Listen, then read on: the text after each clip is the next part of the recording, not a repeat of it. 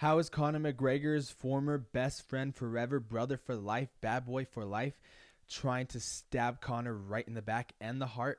Keep watching to find out.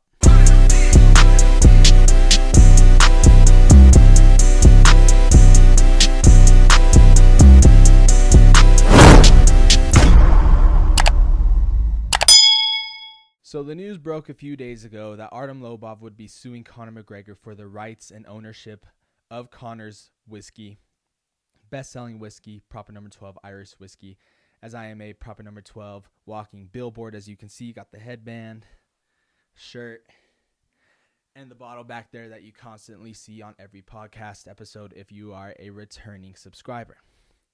But to truly understand this beef in a nutshell, let me wind the clocks back 9-10 years ago, where Conor McGregor was making a name on the local European circuit, fighting in bottom level MMA promotions, winning in dominant fashion, making a name outside of the UFC that truly stamped his ticket to go into the UFC. Where on the side, kind of on the back end, was Artem Lobov, who was on the come up with Conor. He was Conor McGregor's training partner. He was Conor McGregor's sparring partner. They lived together. They ate together. They did everything together. The two were inseparable. They were like Masvidal and Covington as far as bro level goes. Conor makes his UFC debut in 2013, and over those 2 years, from 2013 to 2015, he makes a meteoric rise unlike anything we've ever seen. So, in 2015, after Conor McGregor knocked out Chad Mendes to win the interim featherweight championship, the UFC decides to pitch him against Uriah Faber as a coach on the next season of Tough, season 22. And who's on the show? Artem Lobov. But he originally wasn't on the show. He lost his fight to get into the house against Mehdi Baghdad. But because the UFC needed more fighters to come in and fill the void, they chose Artem to come in and replace a fighter that was currently injured on the show. Well, it was the right choice. Not only was he Conor's best friend, but he was probably the most exciting fighter in the house, as he landed up knocking out all of his opponents in the first round. He was literally like a knockoff version of Conor with a lot less tattoos. So all those knockouts earn him a spot in the finals to win the six-figure contract and basically have a true permanent spot on the UFC roster. He lost that fight. It was a pretty lackluster fight, but he was still able to get into the UFC. I do not recommend watching that fight he had against Ryan Hall, because it is very reminiscent to Damian Maia and Jorge Masvidal when Ryan Hall was just a human backpack. But to sum up Artem's UFC career, he had 7 fights. He only won 2 of them, with his most notable win being against Chris Avila at UFC 202, the big McGregor-Diaz 2 card. It was literally like a team versus team type of situation in which Artem got the best of Chris. And he hasn't captured this. He hasn't captured the flair, the magic that we thought he lived up to since his time on The Ultimate Fighter. He didn't have a finish at all in those 2 fights that he won. He had a good fight against Cub Swanson. Fight of the night. I definitely recommend going and watching it. But the UFC thought it was time for him to go, and that's where bare knuckle boxing came calling, and he basically became the cash cow of bare knuckle boxing until Mike Perry came along. He had 2 great fights with Jason Knight that I definitely recommend going to watch.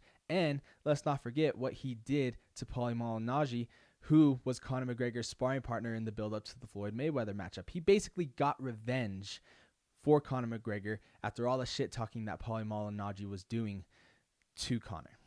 So Artem made his own name in a totally separate sport, but wasn't able to even win a belt in that promotion, and was still looked at as basically Conor McGregor's bro, Conor McGregor's puppet, if you may. But I want to wind the clocks back again to 2018. Fight week UFC 223, where the Khabib and Artem incident happened. You know, no one really knew what was going on, but apparently Artem made some claims about Khabib, saying that Khabib is a pull-out merchant, that Khabib pulls out more than he fights, that he has more pull-outs than wins in the UFC, and he wasn't saying no lies. Artem definitely speaks some facts. I don't know about now, but back then, he was speaking the truth, like truth on the Disney Channel show Let It Shine. Now, with that interview of Artem going off on Khabib, because Khabib was calling McGregor a chicken and talking his own shit like he knows how, Khabib confronted Artem at a hotel in Brooklyn, UFC 223 fight week, and had his hand around his neck, basically making threats. And it looked weird, and it looked kind of unappealing in the masses that both of these men are Russian, and you don't really see two Russians going at it like that, especially at the level of a UFC fight week. So what did that trigger? Only one of the most craziest, barbaric, unprecedented incidents to happen in UFC history, in almost a 30-year history of the promotion. What Conor McGregor did was not only gangster, but it was unlike anything we've ever seen. He was in Conor's corner for the biggest boxing match in UFC history when he fought Floyd Money Mayweather. But back to the Khabib fight, he was not in McGregor's corner. Why? At the UFC 229 press conference, that is when Conor McGregor truly introduced proper number 12 to the world, as he had a few sips of the whiskey during the press conference. Could that be the stem of where this beef truly came from? At the end of the day, we've seen this before when it comes to musicians, celebrities, and even athletes for that matter, where their friend or promoter, who is considered their brother or father figure tries to rip them off for a significant amount of money. We saw it with NWA and Jerry Heller.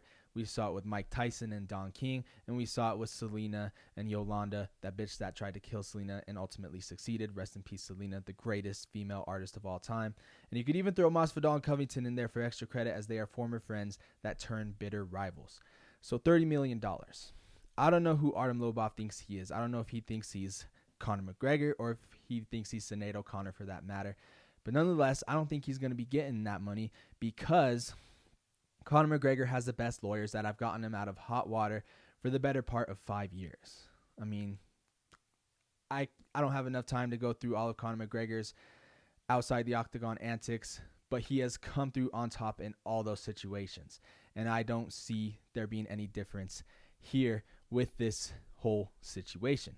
And I think Artem is doing this because he's been retired for about a year or two now, and he has no money. He is broke. This is his last-ditch effort to try and make some money off of a man that he's known basically his whole fighting life. But let me know what you guys think in the comment section. How is this going to play out? Will Artem get that money, or will Conor just continue to make more money off of his $600 million whiskey? It's your boy Hollywood AJ. I'm Team McGregor till I die. I'm out. Stay safe. Stay smooth. Keep it 100.